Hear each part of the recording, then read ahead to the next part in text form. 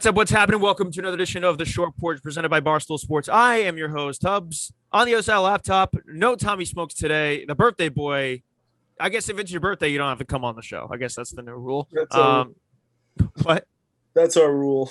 Yeah, it's our rule. Unless it's just me, and then I have to host. But Marty Mush is here, back from farming, and I don't know what you were doing, and then celebrating your birthday and not inviting us. But yeah, good to have you, Marty, and TG's on the ones and twos. How you doing, Marty? Belated happy birthday to you, I guess. I'm not taking the shit from. I invited you. When did you invite me? Home, and it was your mom's birthday, so I was like, oh, he's not gonna come. You never invited me. I technically invited you in my head. Oh yeah, no. That matters. Little did you know that my mom got sick on the Saturday of that day. Not COVID. She was just like food poisoning, and I did nothing but stay in my room for like 48 hours. I easily would have came back to the city. I should have known that your mom was getting sick. No, you should have just texted me and said, hey, I'm having people for my birthday. Lil Sass got the invite over me. That's the He did not get an invite. He did not get an invite. It was with somebody. I was like, yeah, sure. I really don't care. I was busting your balls. Yankees news. There's a lot of stuff to get into. They just split the series somehow. I thought for sure they were going to take 3 or 4 at least, maybe even sweep. And I'm also it's draft day, and I'm dealing with Aaron Rodgers wanting out of Green Bay. So this is like not a fun day for Eric's brain. So I have poured myself a nice old fashioned to drink through this because living life sober at the current moment doesn't seem like a good move. Like this isn't fun. This is my hellscape. 2 years in a row where the draft has just absolutely destroyed my life. Jordan Love last year, carrying over to this year. We'll get into it at some point, but this is Yankees podcast, so wouldn't be doing the fan. No Packer fan is listening to this podcast. So we're starting with the Yankees. So they split the series. We can get into that in a little bit. I think we should lead off though. Mike Tauchman traded to the Giants a couple days ago out of nowhere, right before the game. We get back Wandy Peralta. I've never really I know already what you're gonna say. You don't give a fuck about Tauchman, whatever. But it hurts for me because that guy was a friend of the podcast. He came on whenever we asked. He was just an awesome baseball player. Like 2019, he was legit awesome. He hit 325 for a 2-month span when everyone in the world was hurt. And then he had that injury in Boston, the calf strain, which took him out, and he was never able to get back for the playoffs. So I know that bummed him out big time. But he's just a really, really good dude, an interesting guy, really, really interesting fella. And I saw this coming in the offseason. That's why I didn't want Brett Gardner back on this team, is because these guys do the exact same thing, except Tauchman is cheaper, younger, and better at basically everything. And people are like, oh, Tauchman didn't hit last year. There were so many guys. Christian Yelich didn't hit last year. There were so many guys who didn't hit in the COVID season. And then this year, he got a few at-bats here and there, no consistent playing time. He's a good base runner. He was 3 for his last 10, and then he plays last night for the Giants. And he gets 3 hits, and he plays some really good center field. And then we get back Wandy Peralta. They're basically doing this trade because the starting pitching doesn't get deep enough, and the bullpen is a little taxed, so they want to have guys that can be able to send back and forth. Wandy Peralta has an option, so that's what they're going to do with him. He's a lefty. His numbers stink. If you look at his expected numbers, though, they're all really good, so he probably will produce, but this is bullshit. I'm not happy, and this also coincides with Mike King getting sent down, so this whole fucking trade stunk. I hated it so much. I didn't understand it. It was like, I know we pretty much don't have room for him. We know we all have we have too many outfielders and not too many great outfielders right now. But it's like, what was the reasoning for Wandy fucking Peralta? You know who Wandy is? No idea. He's a top baseball guy. Yeah, it sounds like it. It sounds like it. Yep. It's like the guy that everyone gets when you first start, who's like a 40 overall. Yeah. He's the bare minimum. All the levels are low, like every single one. He's this fat lefty. But what's what is the reasoning to send Tauchman for that bullshit? Listen, I'm happy for Mike because he's going to get playing time there. And he was their starting center fielder last night. I don't know off the top of my head what their outfield situation is in health-wise, but he's going to get playing time there. And they love him already. He beat out a dribbler to third. He had a base hit to the left side with first and second. He had an RBI last night, too. Played some really good center. He's going to fit in well there. I'm happy. And they're good. They're 16-9. Those Giants are fucking nasty all of a sudden. My guy Longoria is batting like 300. Dude, Longoria's been great. They're like, I've seen Longoria get intentionally walked this year, which I feel like hasn't happened in like 5 years. He's batting 316. Crazy. I've always liked him, and I know you're actually friends with him. But yeah, Tauchman hurts, man. It just hurts to see him. A few people, not many, a few were like, look at this guy getting so bent out of shape over Tauchman. Man, I just like the guy. Like some guys, I just like a fan, like sometimes fans just like a certain player. Like he's a good dude. Yeah, he fucking for you though. It's different for you because you literally like hung out with him, and you also like he would literally come on whenever. So I don't know if I've said that on the pod, but so when he was hurt in 2019, the team was on the road for like 2 weeks, and he was just, I think his wife is still in Chicago. They're originally from Chicago, and he hit me up and he's like, "Yo, he's a Bears fan." And I think it was Packers-Eagles Thursday Night Football, a game where Devontae Adams got hurt at halftime, I think, after having like 200 yards in the first half. But he hit me up, and he's like, yo, you want to like get a drink and watch football? I'm like, sure. And he had come on the podcast before. And I remember like talking to Frankie Borelli about it. It was like, he's like, did Mike Tauchman just ask you on a date? Because it kind of did. But it was like really funny. And I always remember I think Frankie ended up coming for like the second half of it. But Tauchman ordered 2 dinners at the same time. It's just like such a professional like athlete move. Like, 1 dinner's just not enough. Or 2 dinners at the exact same time, just went to town, just fucking, had them all. We threw back a few beers. We watched some football. And it was just, he's a totally normal dude. And like, but on top of that, he was a good baseball player and he produced for this team in 2019. Like he was legit starting outfielder for this team. And like people knew Mike Tauchman's name in 2019. Then he had the whole relationship with Canley and Sockman. That was hilarious. And it had a life in its own. I just really, it sucked to see. And especially because I didn't want Brett Gardner coming back. And like, this is the cause and effect of that is Tauchman does the exact same thing. And they wanted to create more space and have a reliever who can come back and forth. And that's more important to them than having Tauchman. And, but meanwhile, like, then you have Aaron Judge on the flip side, so you trade outfield depth, but now Aaron Judge is sore from traveling from Cleveland to Baltimore on a plane.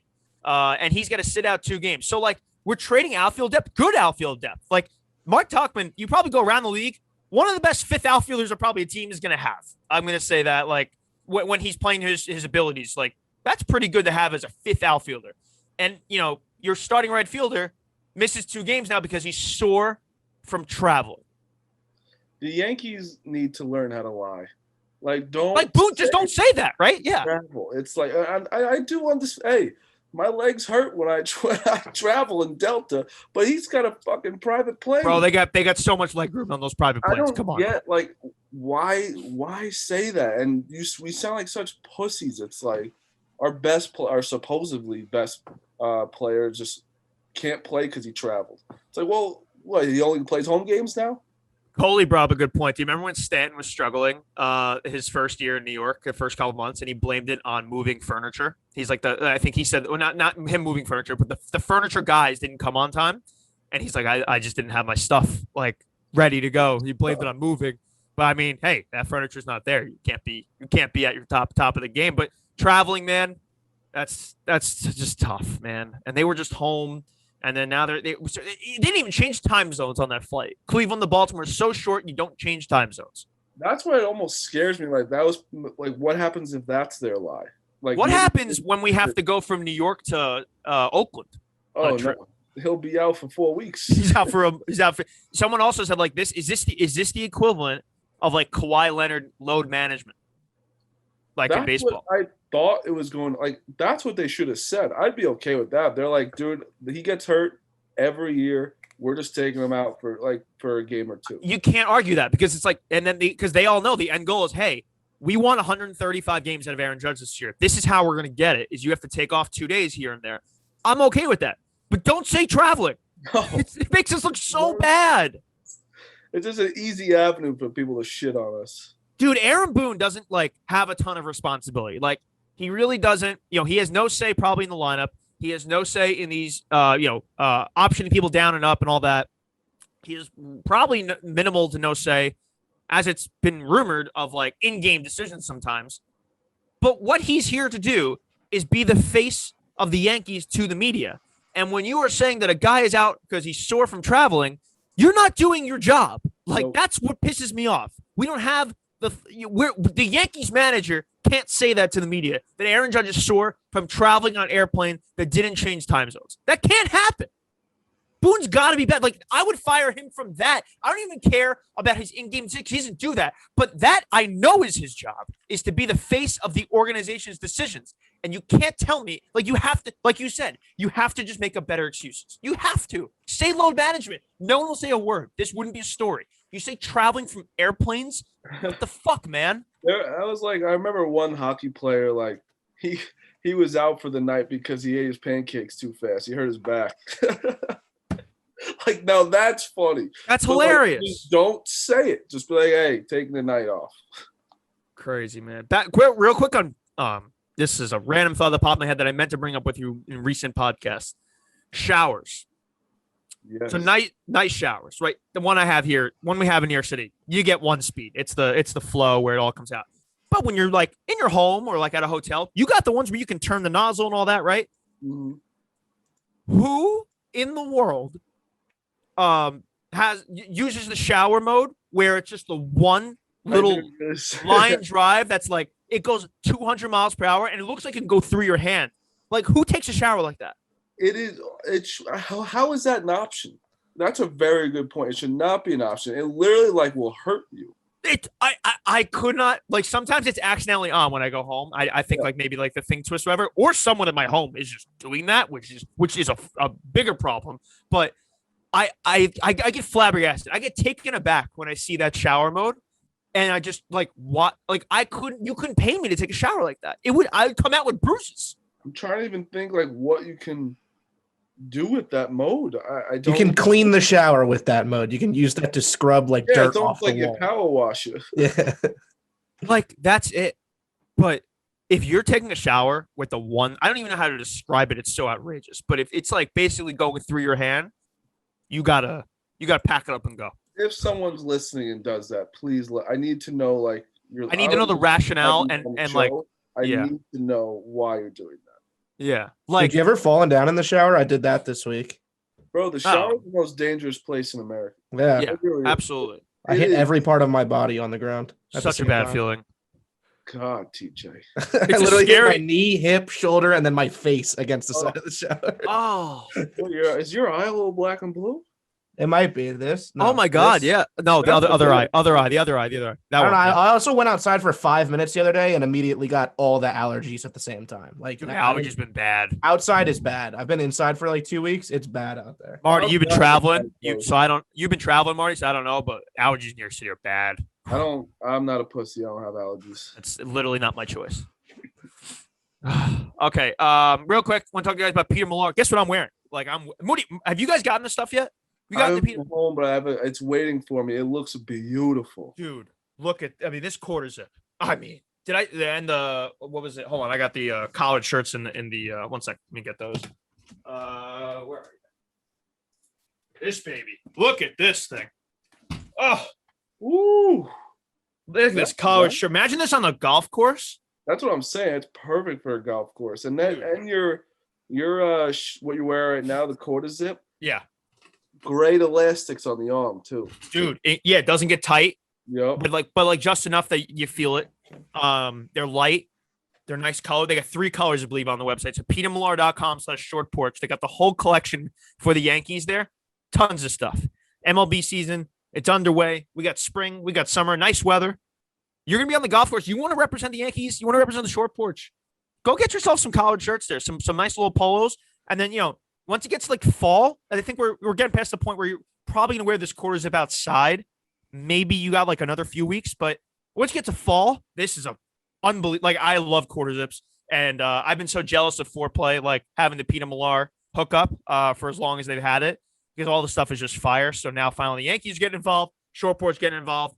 But yeah, they got logos from all 30 teams. Although if you're listening to this podcast, you listen to one team, it's the New York Yankees.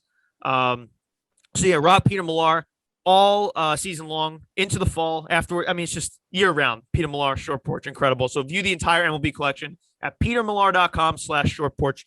See all these sleek, incredible designs.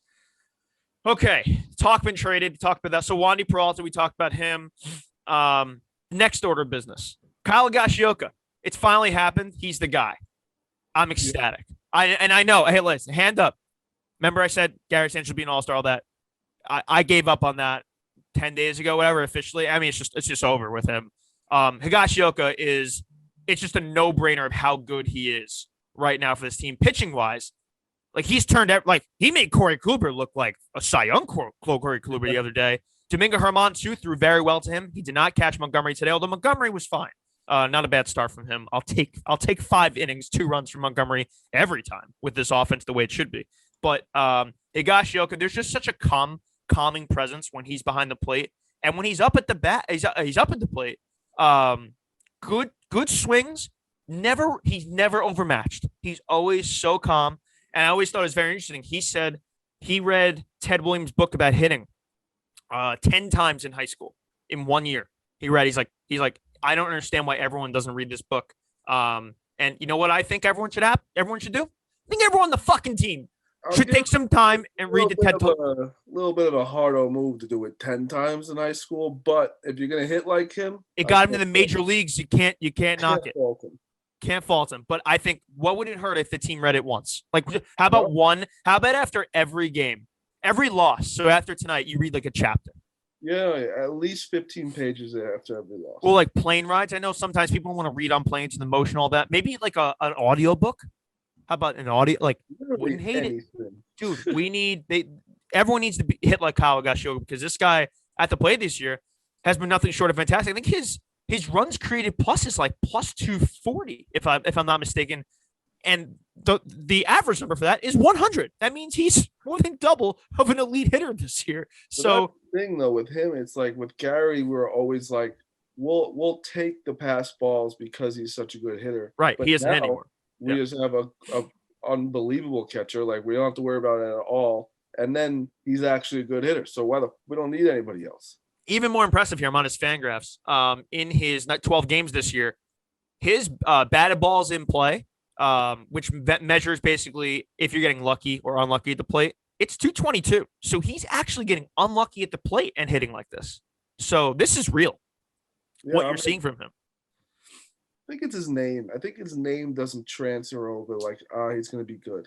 Yeah, I think Fight said that last year when he was in the playoffs, and he's like, I couldn't believe this guy's a real person, like on the team, like, whatever. He doesn't sound like he's like on the Yankees. Just sounds like a random player that's like what we thought it was almost. He's a good catcher, but he can't do anything else. But now I'm good with him. His weighted runs created plus that I was talking about plus is 210. So obviously the league average is 100. It's 210 right now. That's he's almost at a full WAR. He's at 0.7 on the year in just 12 games. Have to keep playing him.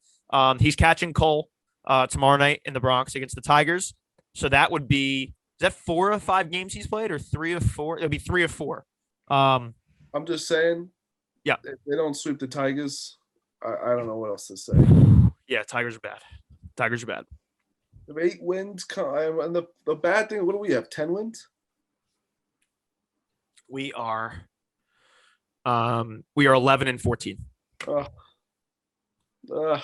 I thought we were on the way back.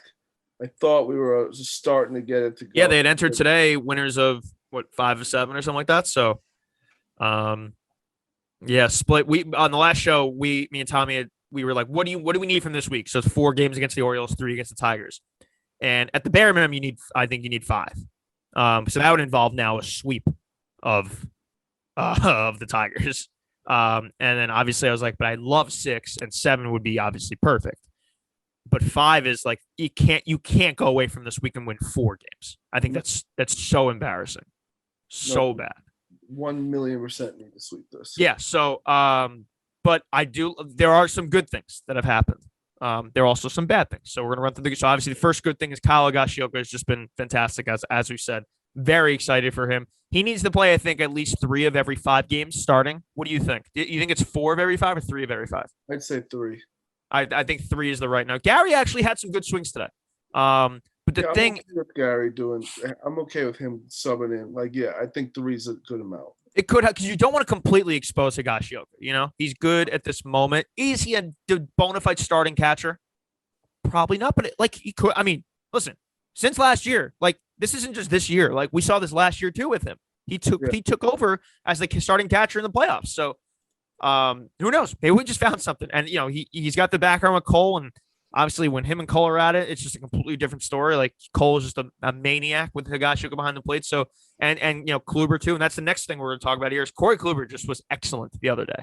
Excellent. It was just vintage Cory Cooper. 6 2/3, 1 run, 2 walks, 5 strikeouts. Even the velocity, which White Sox Day was getting all bent out of shape down in spring training, got up to 93, which is like everything was up for him.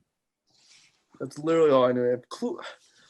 I keep saying this shit, but it's like if Kluber and Taillon and Montgomery do that 5 innings, 2 runs just around there, we should win every game. How about 6 2/3 though? Like that was like him exceeding my expectations. Completely. I couldn't actually believe they sent him out for the 7th, and I thought they didn't even have any warming up to start the 6th inning, and a couple of people got on base, and he got lucky with some hard outs, but that was a little risky to like not have anyone. I'm a little nervous for him going too far, but like that, it's just like it was just nice to see that he has it in him still. Dude, absolutely. And it's very encouraging. It's crazy what one start can do. Now, am I saying he's Cy Young Kluber again? No. Am I saying he's a bona fide number 2 pitcher? Absolutely not. But that's a step in the right direction because before that, and actually for the last 2 years, that was his longest start in 2 years, over 2 years. It was the first time he completed 6 innings since I think early April of 2019. So right, but the fact that he's able to do that, granted, it's the Orioles. I understand that. But the Orioles can hit a little bit. I've seen them hit a little bit this year, but it was just nice to see because I wasn't. So that's just a big confidence booster for him. His stuff was nasty. The control could be still a little better, but he's getting there. And that's a nice step. And before that started, I actually was like, I almost not giving up on him, but like I was very close to. And I was almost like, Jameson Taillon's going to figure it out. I don't know about Cory Cooper. Now it's like, all right, I've seen a really good start from Cooper.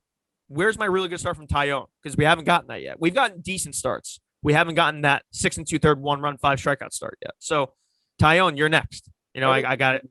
I think it's coming. Like because he hasn't been terrible. He's had some bad starts, but like, yeah, he gives you those. Okay, we could deal with that. But you're right. We need the one like shut up and and like shut everybody down. Yep. I just need for confidence. Domingo Hermann, another guy who was excellent. In his where are his stats here? Not Debbie. No. Yeah, Domingo 7 innings, 3 hits, no runs. They shut out yesterday. On Wednesday, they shut out the Orioles 7-0, 6 strikeouts from him. He was fantastic. That's 2 good starts in a row from him that he's gotten 6 or more innings. So. I was close to giving up on him early in the season too. Yeah, it was probably misguided. I think Tommy kind of reeled us back in there. Tommy of all people, the guy who just basically cuts people in his brain after one at bat, one pitch. Realizing too, like we are way more positive on this show without him on. This has been a positive show. I know we're sucking, but like we're finding like ways to be okay. Like again, it's still early. We're 11, 14, whatever. We were way worse, and you know what? We're being a little positive. It's nice. I think DJ hitting the ball again. DJ's looked very good lately. Gleyber Torres has looked pretty good lately, and had some big hit today when I didn't think that was coming. And I actually, I screamed. I was downstairs, and my buddy was on a conference call, and apparently, like someone on the call was like, "Is there a bird in your apartment?" Because apparently my scream sounded like a bird. Because I literally. This was right after the Aaron Rodgers news, so I was so depressed. And the Yankees were just about to go down to this pitcher who was throwing 80 miles an hour, just throwing lobs to the plate. We couldn't swing over the top. We kept swinging over the top of it. And then Gleyber connects. I just like let out a bird sound apparently. So that was funny. Dude, like the top of our lineup. Giancarlo's hitting again, big time. Back. Judge is like, I know he's hurt, whatever. But his numbers are good. He's back to like 250 around there, and it's our bottom where Frazier needs to pick it the fuck up. Which still might be coming because they got the homer. You got the homer Wednesday night along with a hit. Today robbed of, I believe, 2 hits. It's still coming for him, and it's frustrating as hell to see him at this. And people keep saying like, oh, like you defend Tauchman or but what about like ripping Clint? I'm like, hey man, like. Who do you want out there in left field right now? Because Brett Gardner's doing nothing. He's hitting 182. He's declined defensively. He's made a few misplays in left field. Clint Frazier defensively. Diving catch today. He made back-to-back plays, actually. Held a should-be double to a single, and then diving catch the next play. He's held his own defensively. He's been better, I think, than Gardner defensively this year. But they're both hitting nothing. So you might as well play the guy with potential. That's my thinking. Trying to get the guy with potential more at bats and get him out of this rather than playing Gardner, who's just lost and finished. That's my thinking. 1,000%. Yeah, we're not going to sit here being like, yeah, we're all Clint guys, but like he's sucked at the plate. I can admit that. Clint's probably can admit Clint's an honest guy. Yeah, but I'd 1,000% rather Clint just like get through it. People have like starting a season is like that's what they do. They start the season slow. And then once they get a lot of reps in, he'll be fine. But his at bats were concerning though. He was literally sitting on pitches. He's like sitting curveball, and he just gets fastball down the middle. He's starting to swing actually, which is nice to see. Yeah, it's in his head, dude. But it's just our bottom of the lineup. It's just Aaron Hicks is an automatic out. He's gonna be batting under 100 soon. Dude, he's hitting 139. And his at bats. We'll get into today's game where Wade had one of the single worst at bat by a major league I've ever seen. But Hicks followed up by just topping a ball back to the pitcher. He is so bad. He has no flashes of anything this year. He is a horrific baseball player. And the fact that pissed me at the Tauchman trade makes me, because I was ready to have Mike Tauchman just get starting center fielder reps at this point.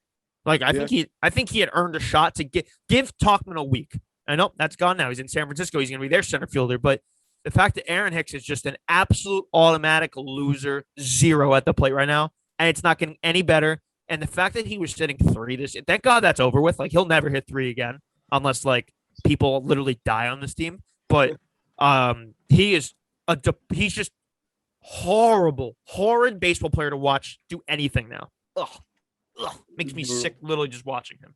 I know, and even what TJ said right when we got in, it's like, wait. Hicks has a bad arm.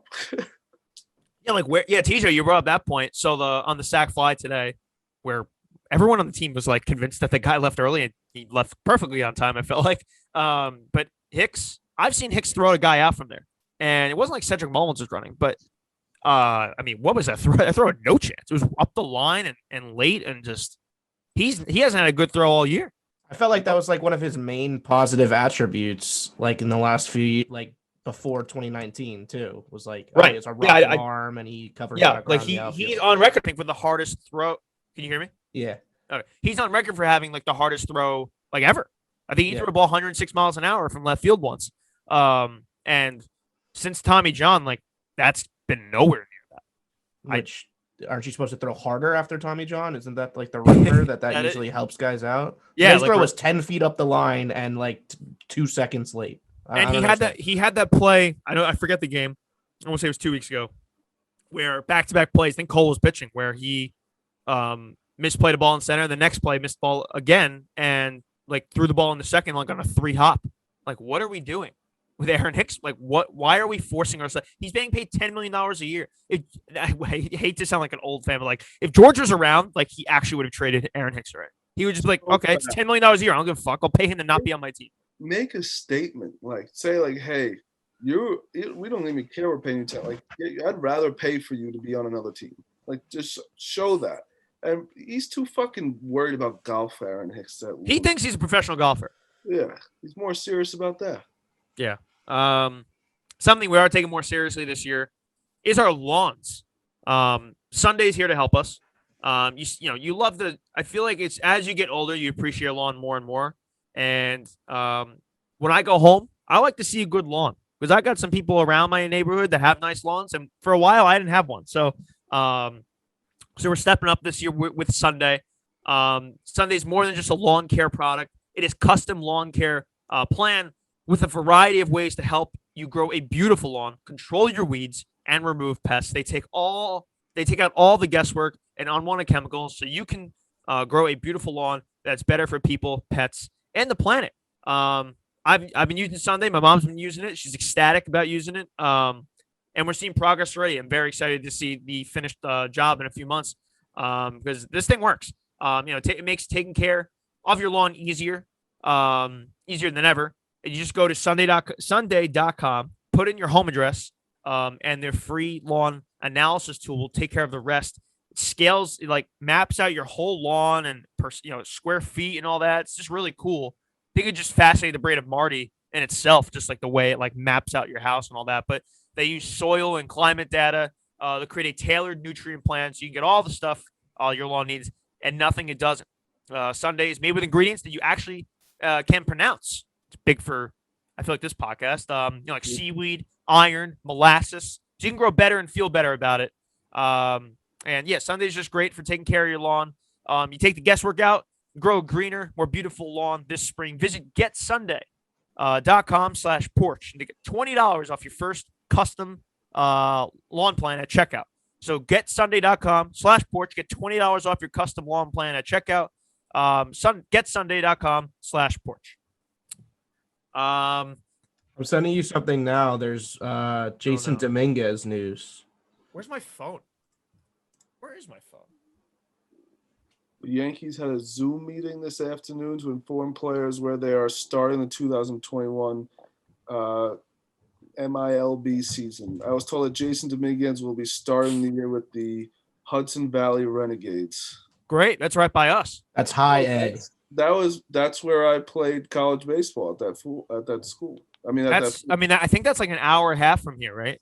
Yeah, it's like an hour. Yeah, it's right by my school, literally. If this team continues to suck, we'll just fucking go to those games and watch them play. That has to be shocking that a person that turned 18 this year is just skipping low A. That's insane. To be honest, did we not take forgive me, but this is the minor league shakeup was a little bit. But are we sure we still have a low A team? Tampa.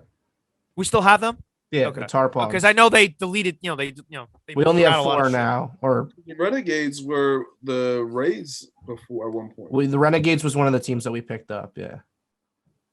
Bro, you say low. Bring him to the major leagues, dude. You can't tell me. I know you can't do this, but I would love to just see an alternate reality sneak peek of what would happen if Dominguez started in center field right now, and just how much better he'd be than Aaron Hicks. Yeah, he could be his. He can't be worse. He actually cannot be worse. It's impossible. And still bat at least 170, but not Aaron Hicks. Old fuck. That's exciting. What? Aaron Hicks, that old fuck. Old fuck. I thought you said, oh, fuck. I'm like, oh, no. What now? Did Rodgers get traded? Well, I am just reading the Rodgers shit. I'm not playing for the Packers. A little more baseball, and then we can talk about that as we go to the draft. Okay. That Dominguez thing, good update. That's fun. I want to know where he's going. It's very exciting.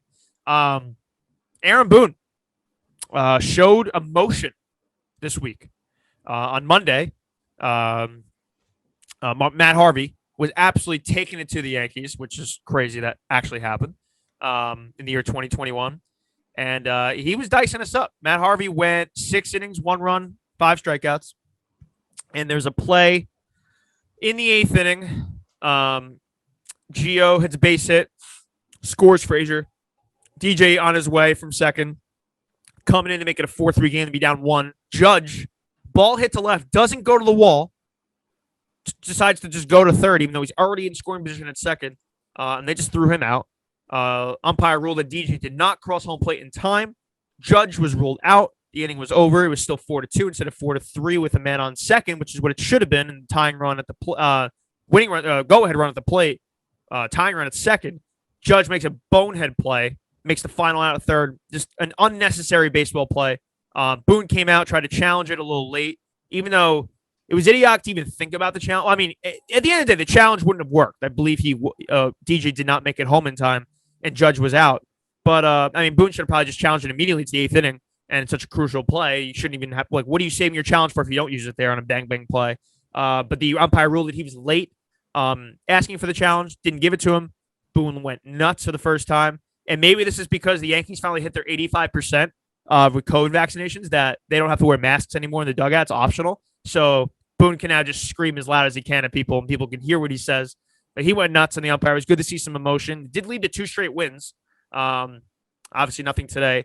But also on Wednesday, more emotion from Boone. Clint Frazier hits a double, makes an out at third base on a ground ball that was just a bad play by Clint, bad read. And you could see Boone like staring and gazing at him down the dugout. It was like the first time I've actually visibly seen him pissed off at a player. So a little emotion out of Boone, but I've never seen a Major League Baseball team have so many base running errors. Crazy. And we trade the one guy who knew how to run the bases. I know. He was the clear best base runner on the team, Mike Tauchman. It's like that's one thing you stop practicing in like middle school. It's like you just know how to do it. They're so bad at running the bases. So bad. It's insane, man. But it was nice to see Boone have emotion. But granted, it was I was unwarranted on Monday. It didn't. The biggest. And then after the game, we talk the same thing about Boone making a fool of himself with the travel, saying Judge is short from traveling. I mean, he says the umpire bullied him. Like, you're the face of this team. It's the only thing you have responsibility to is to say the right things to the media and make it sound like the Yankees. And you say the umpire bullied you after Matt Harvey held his team to 6 innings, 1 run. What are you doing, dude? You can't get bullied by an umpire. You can't say that. Notoriously pussies. It was bullying. Someone was like, "Oh, I think he misspoke." I don't think he misspoke. What do you think he meant to say? Yeah. Yeah, like how do you misspeak that? Pretty sure he meant to say that, and it was embarrassing. Fucking Boone, man. A few more things here. Oh, today's game. Like I said, Montgomery was good. Rugen and Odor with another massive hit. This guy doesn't have a ton of hits. He's hitting 184 on the year, but he has 4 go-ahead hits now. Right, TJ? I think that's the stat you sent us, right? Yeah, most of the team. 4. Yeah, it's most of the team. He has 10 RBIs, which is tied with Judge. I'll take it. This guy didn't start with the team this year. Yeah, and you can bat 170 if you're doing that for me. Absolutely, Aaron Hicks. Yeah, get some ideas there. But Rugen and Odor, he's given this team some spark. Granted, they're 11-14, not the record you want, but they have more energy than they did 12 games ago, for sure. A guy on my shit list. So Glaber ties the game. Big at bat by Glaber, tied off Valdez. In the 10th inning, where the runner starts on second after Chapman with another just unbelievable inning, striking out the side. He's at 20 strikeouts, I believe, in like 8 innings this year. It's like I've never really even seen stats like that before. That's ridiculous. Absolutely, it's the best he's ever looked by far. He's throwing 102 again.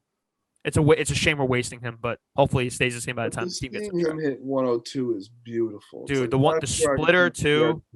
Yeah, the split. I've seen people say Ohtani has the best pitch in baseball with a splitter. So I think his splitter is like 0 for 20 this year with 18 strikeouts or something like that. Something insane. Chapman's is just as good. It's absolutely ridiculous. But in the top of the 10th, you start with the man on second, Tyler Wade in the game because they pinch hit Judge in the game, which I thought was a weird spot to pinch hit him.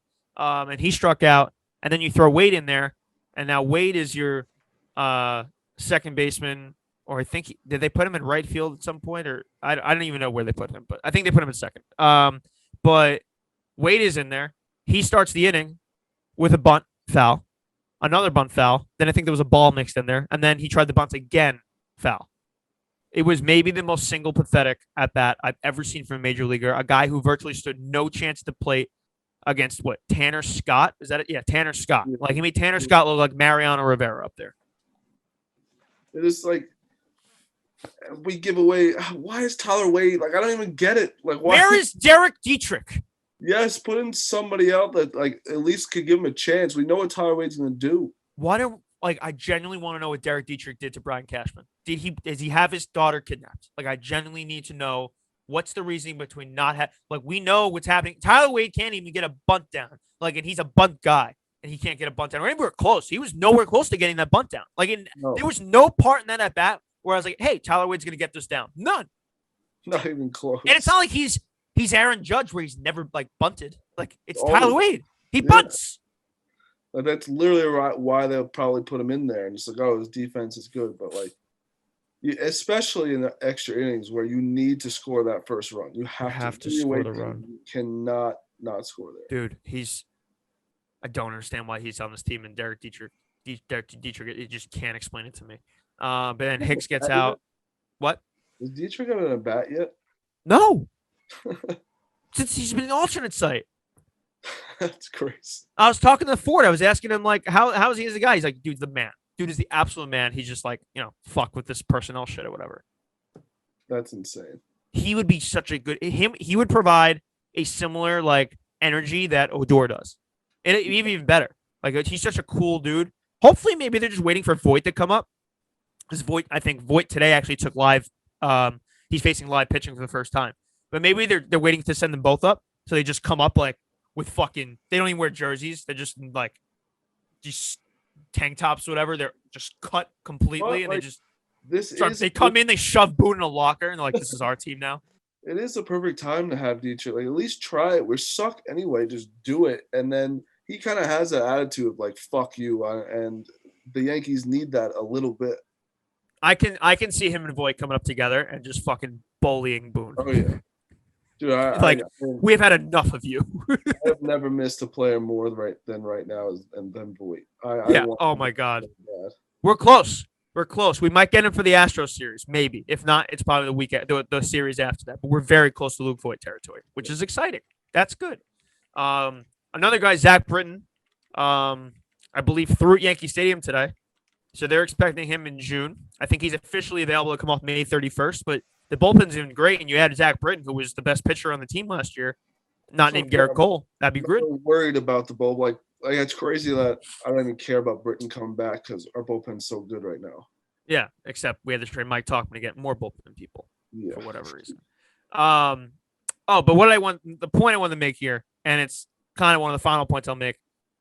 What the Yankees are doing to Mike King is literally like inhumane. He's thrown 11 shutout innings. Every time he comes up, he throws shutout baseball, and then they send him back down. And when you get sent back to the alternate site, you can't be back up for 10 days. He threw 2 innings after Hermann on Wednesday, 2 shutout innings, 28 pitches. He realistically just needed 1 day off today, Thursday, and then he's probably available Friday. And you probably don't need him Friday because Cole's pitching, so then probably pitch him Saturday or whatever. When he's fully rested to go, he had 2 full days. It's not like he threw 5 innings, 100 pitches. He threw 28 pitches, and they sent him back down again to bring up Peralta. What the fuck are we doing?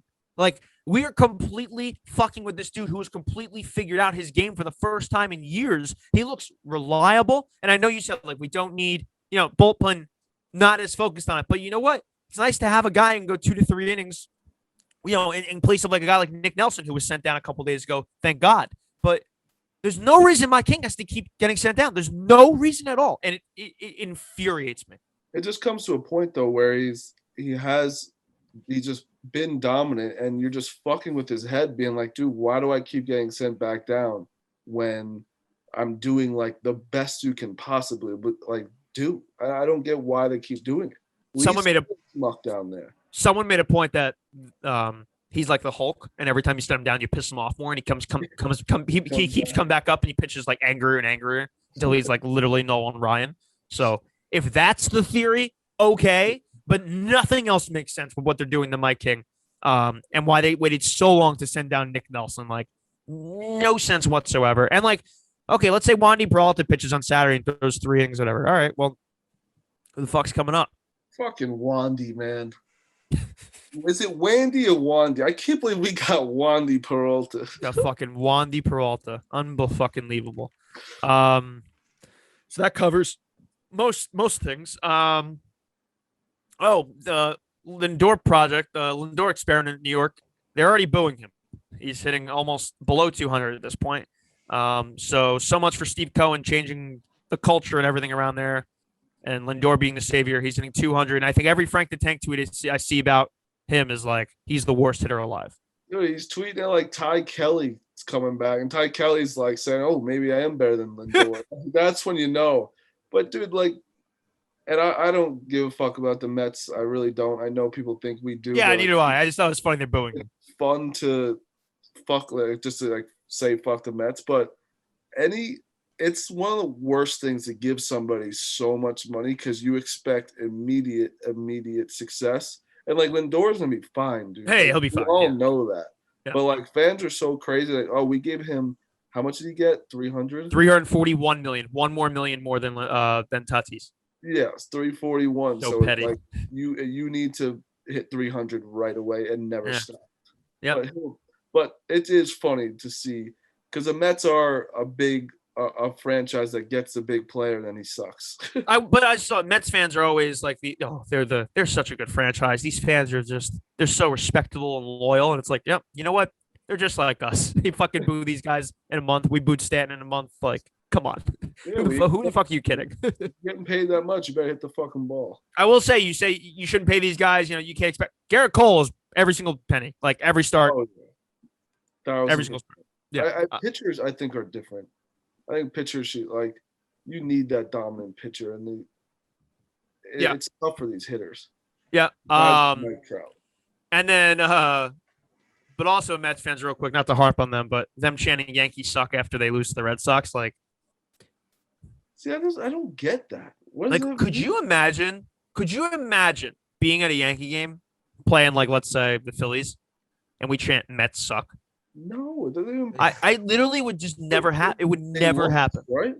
Yeah, they got swept. That's just what is that? Like, that doesn't mean what?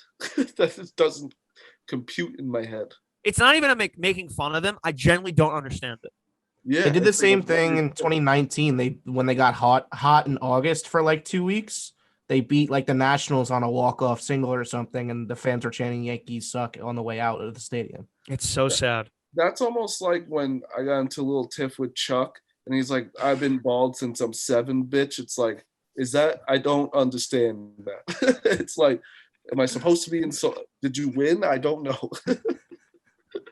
You know what though? It confused you to think, hey, maybe I lost. Shit out of me. He's like, wait, all right, good for you, dude. It's like, is there like an E-Bombs World clip or whatever of a guy who I think they're in an argument, and all of a sudden, like one guy goes like, "I'll suck your dick." And goes, what? Yeah. He goes, like wait. He goes, what? State episode 2. Is it Blue Man? Yeah, he's like, "I'll suck your dick right now." I'm like, what the fuck? Just make sure you yell at a bar so they don't know what to do if you get into a fight. It's the same thing as that. All right, that's all baseball, so that's not good. 2-2 this series is not what we wanted. Needed at least 3-1. We love this sweep. Didn't get close. Got the Tigers coming up with Cole pitching, which is good. Gashioka will be catching, which is good. Aaron Judge should be in the lineup. If he's not, then we completely panic. But yeah, things aren't great. 11-14 could be better. The Astros are coming around. I wish they were just playing better, because that Astros series is just maybe that's what they need though, is to play the Astros and it gets the blood flowing a little bit. Mm-hmm. Or they just get bulldozed. Can't have that. And yeah, so it's 5:37 draft night. We've got the NFL draft show. I think we're going to release this like right away. So go check out the NFL draft. I think that's how we're pronouncing it, right? Yeah. Well, whatever. Our draft show tonight. It'll be on all our streams. I'll be on for the Packers pick at 29, but I mean, I can't believe what's happening. Tim Tebow's out there. You can pick up Tebow. Fuck you. Well, he's tight end. He's not a quarterback anymore. They said he's going to be like Taysom Hill type. Oh, but he's not good. I can't believe it's happening. No, Hubs. 11th, you get the 11th pick and Daniel Jones for Aaron Rodgers. Complete sadness. Complete sadness. I'll take that trade any day. I don't know what they do. I genuinely don't know what they're. Trey Wingo said that last night. Rodgers thought he was going to the Niners. People forget Aaron Rodgers was the MVP. 48 touchdowns, 5 interceptions. But they traded up for a quarterback last year. Funny how that works, where you trade up for a quarterback and then the quarterback you have who's an MVP and a Super Bowl champion gets upset. No way. That happened. Oh, and he's under control for 4 years? No way. It's going to bother him? Not good. I mean, true. Like, I'm about to go watch the draft with Jets fans, and I love Zach Wilson so much. And they're about to get, like, literally this knight in shining armor to save them. And Giants fans are, I feel like, in a pretty good spot aside from your quarterback, probably. You guys are building a good defense, and you got a pick tonight. It's going to be exciting. But Jets fans think you have 2 picks in the first round, or maybe 3. I think 2. No, did they have 3? I don't know, but I think you're wrong about Zach Wilson. He's so good. I don't think he is. He so played good. One good team, and he kind of didn't like. Yeah, but everyone sucks Trey Lance's dick, and he played D2.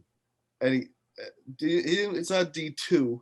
It's D1 AA. It's worse than college. It's worse than D1. Second of all, he played how He many didn't even games? play well. 11 games? He didn't even play well. How many games did he play? That's like, In the playoffs, didn't he suck? dude, I don't think he played. No, not this year. Last year. Oh, yeah, no, he hasn't been good. It's crazy. I He's- don't know. I just like Wilson. He makes every throw, and he's got a little Aaron Rodgers in him, and he made me a lot of money betting on BYU all year. Somebody I don't showed me quarterbacks this year. Yeah, maybe people are sleeping on Fields too much. And he ends up being good, but I'm such an anti Justin Fields guy. That guy stinks. Ohio State quarterbacks don't have the best track records. They do not. Ask Big Ev that. But yeah, I'm in complete sadness mode here, especially with that Yankees loss parlayed out with Aaron Rodgers asking out of Green Bay. I don't know. I do not see how Aaron Rodgers is a starting quarterback next season with how this has transpired today. There's just no way. I wouldn't be shocked if he's traded tonight. I wouldn't. Crazy. We fucked up Aaron Rodgers. Unbelievable. This godforsaken team. Unbelievable. Jordan Love. Fucking shoot me. The track record says that Jordan Love will be like a Hall of Fame quarterback, though, because he went from Favre and then he left on like not the greatest terms. No, Jordan Love is horrific. Jordan Love is a horrific quarterback. Like that's your guy. You should be supporting your guy. I want him trade. I want him. No, I literally, if Rodgers is traded, they should trade Jordan Love and just draft a quarterback in this draft because Jordan Love isn't the answer. Jordan Love sucks. This team stinks. They have Justin Fields going like real late. Why did we re-sign Aaron Jones if we're gonna do this? Like we're just gonna waste him. Paying running backs always works. So bad. And they drafted AJ Dillon in the second round to replace Aaron Jones, and then they decided to sign Aaron Jones and let the number one center in football, Corey Linsley, go to the Chargers. I hate this front office so much. Yeah, I can't stand it. You got a lot of problems. So many problems, man. People say I'm a front runner. I genuinely don't understand it. This team just drives me fucking nuts every year, my entire life. Whether it's how they're losing the playoffs or what they do with fucking the front office, they're so stupid. They fucked this all up. All right. No one wants to hear this rant. I'm just going to keep drinking. Yeah, so tune into the show tonight. Should be fun. And, yeah, Yankees, not great. Should beat the Orioles. All right. That's Short Porch. We'll see you. What's today's date? Today's Thursday. So we'll see you on Monday. Later.